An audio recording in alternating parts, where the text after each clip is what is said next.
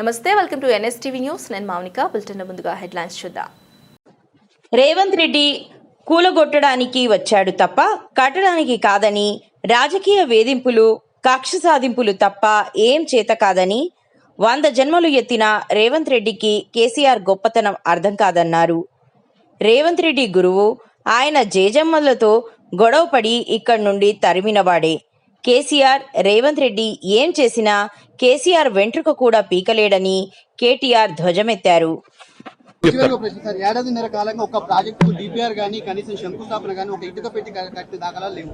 ఎట్లా చూస్తారు కాంగ్రెస్ పార్టీ? ఎట్లా చూసేదేముంది? కూలగొట్టడానికి వచ్చింది తప్ప కట్టనికి రాలేదు.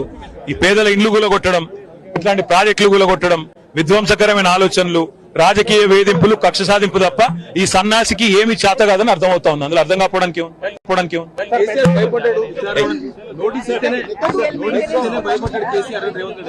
100 జన్మలెత్తినా రేవంత్ రెడ్డి అనే చిల్లరగానికి కేసీఆర్ గొప్పతనం అర్థం కాదు. రేవంత్ రెడ్డి గురువు, ఆయన జేజమ్మతోనే కొట్లాడినోడు కేసీఆర్. ఆ జేజమ్మని ఇక్కడి నుంచి తరిమేసినోడే కేసీఆర్.